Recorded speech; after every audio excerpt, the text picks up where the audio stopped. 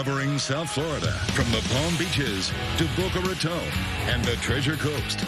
This is WPBF 25 News at 9. Well, school starts next week, and for high school seniors, there is a lot ahead for them. Coming up, how parents can help their seniors prepare for the future and the really important changes you need to know about. There's a lot of them, but we've done our research for you. We're going to help you out, as there are only 7 days for 1 week. Six technically in like 20-some hours, something like that, left until you head back to school for the 2017-2018 school year. We'll be right back.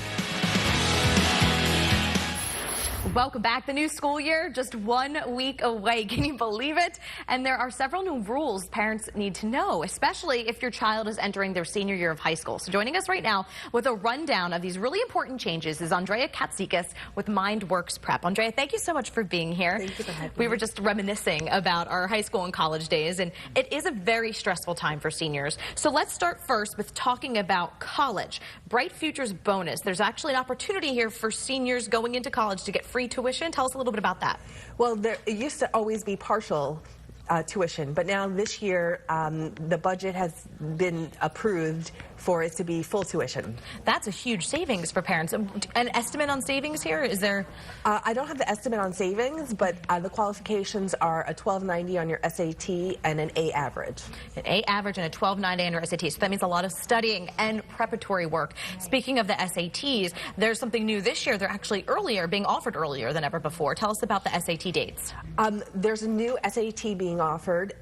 From January, it was moved to August 26th. So students can prepare over the summer for it, and we've been preparing a lot of students over the summer for this. And the registration is August 15th, the deadline. And then when is the actual exam given? August 26th. Okay. And I know there is a lot of prep work that kind of goes into it, and you offer that prep course, if you will. Is there a big difference between students who take the prep courses and the ones who just kind of go into the SAT? Good luck. Yeah, we really see a difference. With students that take our course, we see about a 200-point increase in their score. And of course, if you're looking for that all expenses paid college tuition, that could get you there. It makes a big difference. Yeah, absolutely. And also with the SATs this year, there's tighter security. Tell us a little bit about that.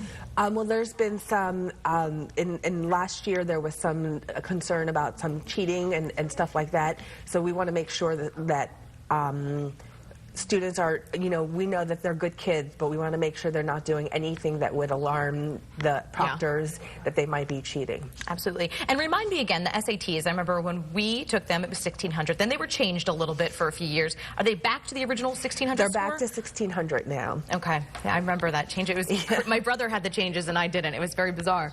Well, also interesting here to note, student athletes, a little bit has changed for them when it comes to the physical education test. Right.